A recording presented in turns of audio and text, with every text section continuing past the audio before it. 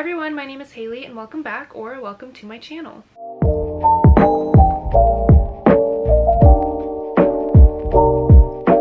So I heard you wanted to know what books I read in February, and being the gracious person that I am, I listened. So I'm going to share it with you. February was Black History Month, and so I wanted to only read books by Black authors. I do read Black authors every other month out of the year, but I only wanted to focus on Black authors for February, so I read some amazing books, but I had such a good reading month, and I hope you did too. The first book that I read was Binti by Nnedi Okorafor. It's a very, very short book, less than 100 pages. I always want to have a short book in my monthly TBR, which is a very loose TBR most of the time, but I always want something short just in case I get into a reading slump, which is kind of my forte, so no surprise there. So this was perfect to pull me out of that. This follows our main character named Binti, obviously. She leaves her home world to go to a university, so she has to travel through space because it's on a different planet. So she leaves her family, she gets on the ship, and she's on her way when aliens attack their spaceship. You're kind of just following that point in time because it's obviously such a short book, you can't really go into more than that, but it was really interesting. I thought the world and the science fiction aspect of it was really interesting. I think the author did a great job placing you somewhere where you're only there for less than 100 pages. It got me really interested in the world, and I could see myself wanting to read a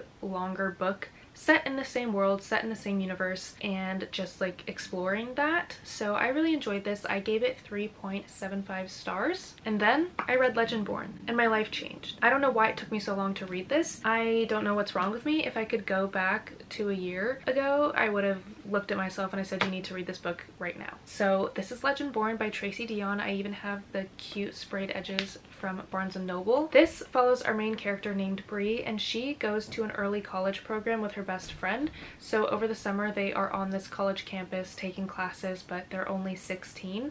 And while Bree is there, she kind of gets wrapped up in a secret society where the Knights of the Round Table and King Arthur are real. Yes, you heard me correctly, they're real. And so now she's like, well, what the hell? What am I supposed to do? So she kind of gets dragged in there. She gets wrapped up in whatever is going on because she wants to find out more about her mom's mysterious death.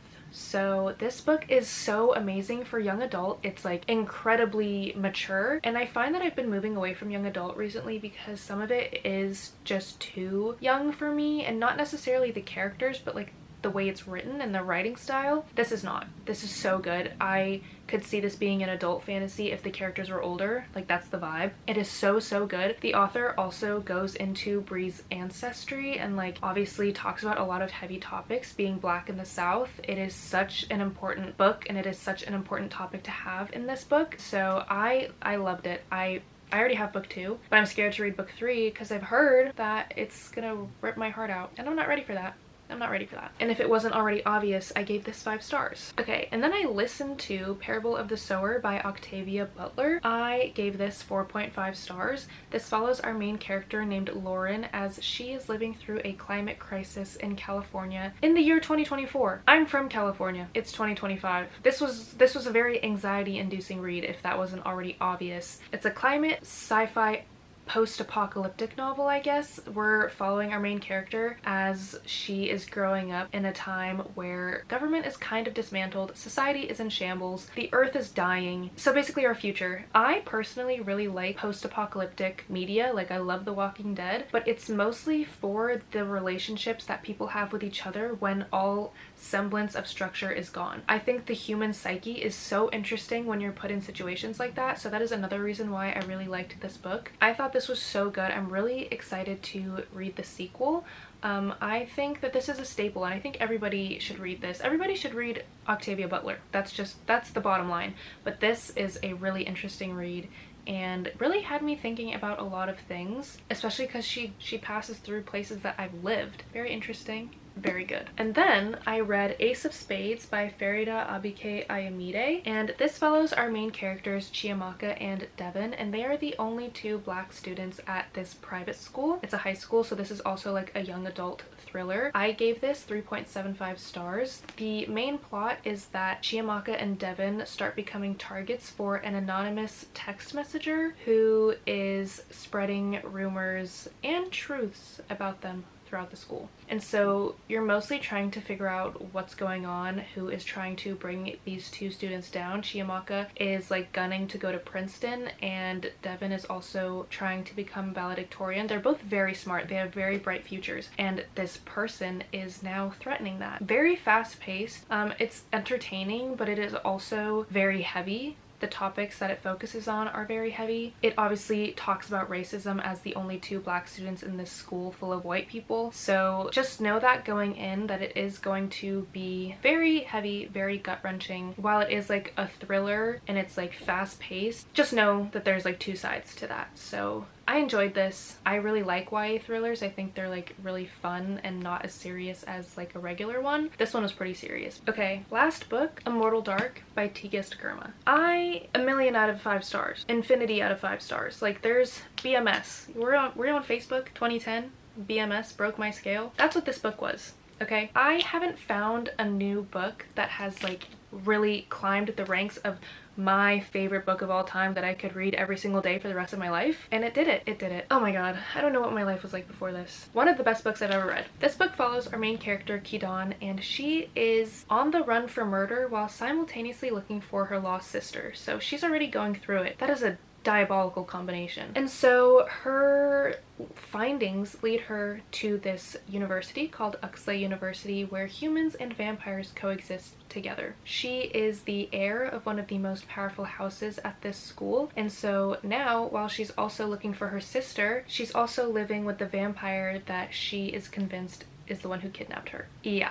You want enemies to lovers? Stick somebody in a house with the person that she thinks kidnapped her sister. You'll get enemies. The vampire's name is Susenyos that she is living with. There are other like rules when it comes to humans and vampires living together. Vampires have to bind themselves to a human, and they can only do that when a human passes these college courses and becomes an expert in human vampire politics, basically.